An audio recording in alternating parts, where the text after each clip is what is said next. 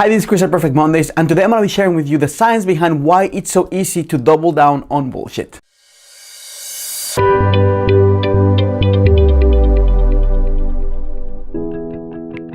Hi, this is Chris at Perfect Mondays, a place for women entrepreneurs who want to scale their business without drama and without overwhelm.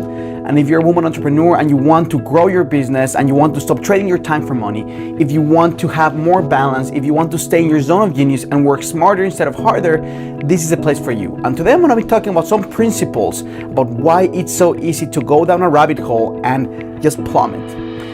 Let me start by saying that distractions are a huge part of the human condition.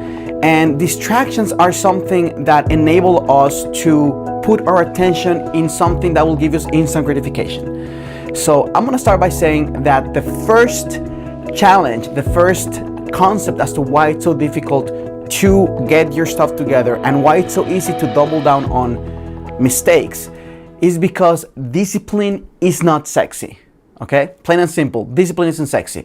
What do I mean by this? Well, there's nothing sexy about waking up at 5 o'clock in the morning to work out. There's nothing sexy about creating a meditation routine. There's nothing sexy about working on numbers or working on a strategic part of your business when there's a lot of stuff you could be doing. There's nothing sexy about having a difficult conversation and nothing sexy about reaching out to your customers time after time when there's a problem. However, discipline is the foundational block for your life and your business. And when I talk about distractions, it's really important to understand the difference between wants and needs, because so often we don't make that distinction. Wants could be, I want to stay home, I want to play all day, I want to watch Netflix or HBO until I learn Valyrian or Dothraki. That's my reference for Game of Thrones. And oftentimes what we need to do is we need to work on something that's tedious. Now, just think about it right now. Which would you rather do? Would you rather work on numbers or would you rather go watch a movie? Most people are going to say go watch a movie.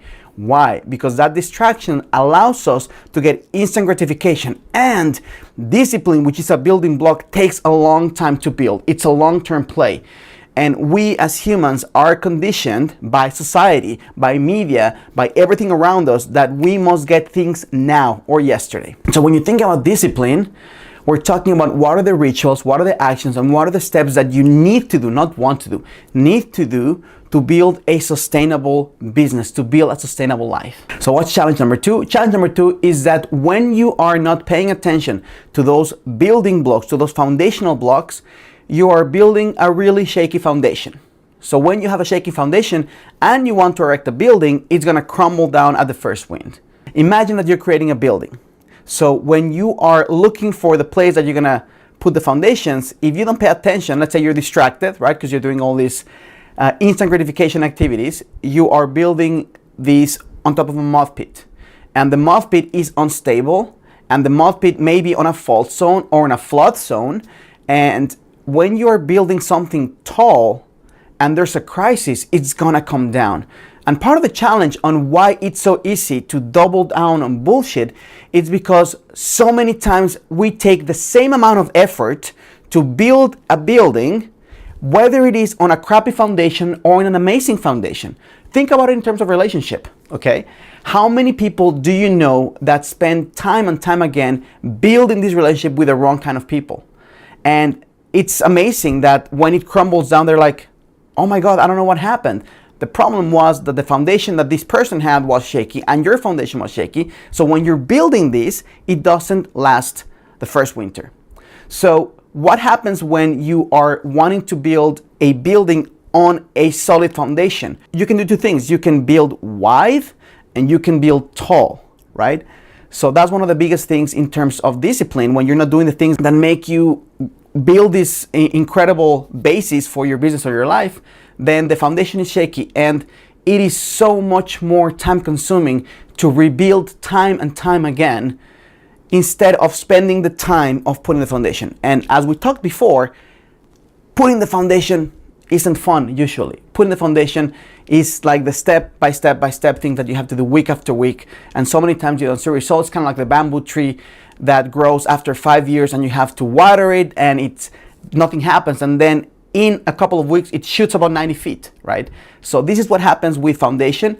Sometimes it's a little more gradual when we see the results, but it does take a long time for you to be able to enjoy that. However, when you have a challenge, when you have something that's gonna knock you down, you have a bank account, if you will, of energy, a bank account of resources that you can actually utilize to get out of that hole much faster.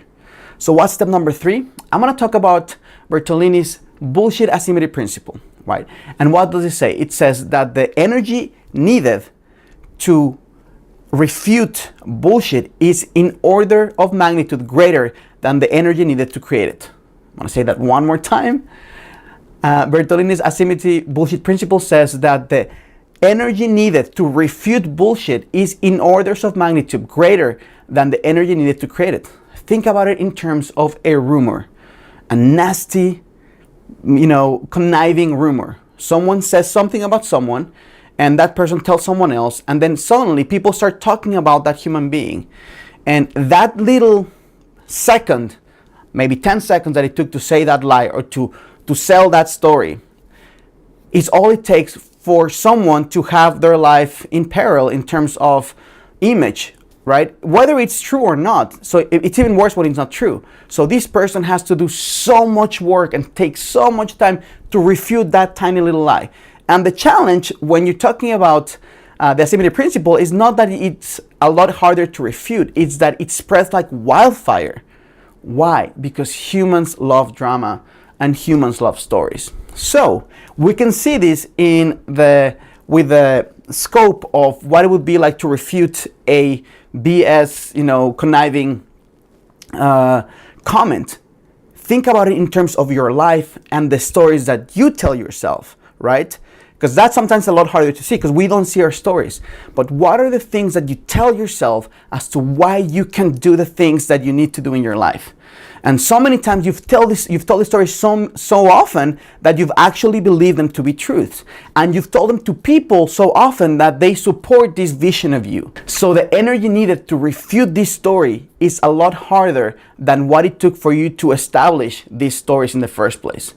And stories are one of the things that disrupt our life the most because so often it involves all of our senses, and it makes it easy for us to believe that what we're experiencing in life is a result of our condition. So what's number 4? Number 4 has to do with addiction. And addiction is something that is created often by repetition, but also when 3 or more human needs are being met by something or someone, that creates an addiction.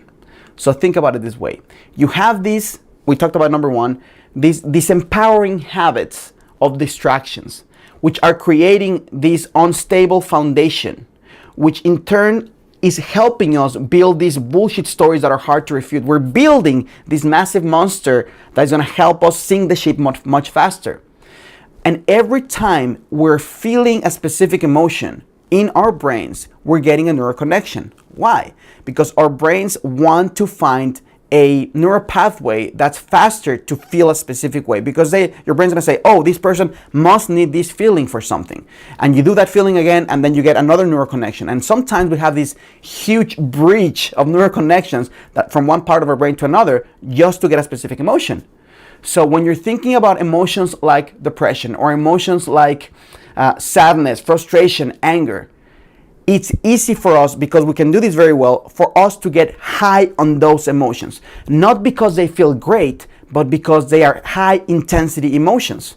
And when you're doing this again and again, you're creating this habit, then 2 things happen. Number 1, you start getting addicted to that emotion. It fulfills your human needs. You're feeling sad, you're feeling angry, you're getting, or jealousy, whatever it is, right? You're getting this surge of adrenaline in your body. You're getting this surge of things that you normally don't have in your normal, boring life, if you will. And this starts creating the second challenge of addiction, which is tolerance. What does this mean? It means that you stop feeling the same way with that little challenge, and you need more drama. You're chasing the psychological dragon of your bullshit emotions, going down the rabbit hole again, just to feel the same. And then when you create tolerance, what happens? You also create craving, because your brain is seeking for that shortcut so you can get that instant gratification. So why is this so challenging? It's challenging because when we get addicted to certain emotions and we have this story that validates our life, and we have a shaky foundation, and we have so many distractions, and we don't focus on the foundational principles that are going to help us build our building, then we are stuck in this cycle of bullshit. And think about it this way. How fast can you fall from a building? Pretty fast. If you think about it, it takes a long time to go all the way up the stairs, but it takes a few seconds just to go all the way down. And this is what happens when you have all these 4 different steps that are really preventing you from getting unstuck. So let's review real quickly. One more time, what are these 4 foundational principles that make it so hard for people to get unstuck and double down on their bullshit? Number 1 is that discipline isn't sexy. Nothing sexy about creating amazing habits, because it's difficult and it's long-term, and it doesn't hit our nervous system in the same way when you see something that's far away than when you get instant gratification. Number 2 has to do with building our foundation on a shaky ground. So when we erect the building and a crisis comes along, it crumbles down. We have to rebuild again and again. And the challenge is that instead of working again on those foundational principles, we keep working on the aesthetic part of building, which takes a lot of time and takes a lot of effort, but it keeps crumbling down.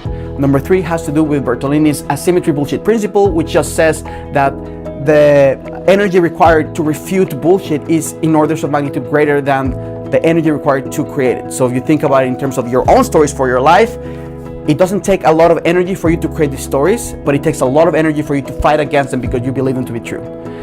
And what's the last one? It has to do with addiction. It means that when you are creating these emotions again and again, you're fulfilling your human needs, and by repetition, you're creating this neural connection in your brain, which is making your brain adapt to that. So in 2 ways. 1, because you get tolerance, so you need more of the same bullshit just to feel the same. And the second one is that it creates this craving because you want to find the easiest way to get that dopamine in your brain.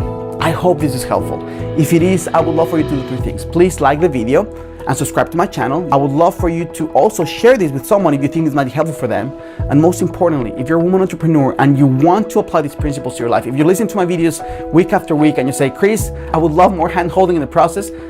If you'd like someone to help you the way that I've helped hundreds of women entrepreneurs to scale their business without drama, to scale their business by finding more time to do the things that they love, more joy, and working more in their zone of genius instead of wasting time in things that they're not good at, please reach out. There's going to be a link underneath the description of this video where you can click and you can fill it out and we can explore if we might be a good fit to work together. So thank you so much for watching, and I send you all my love from Austin.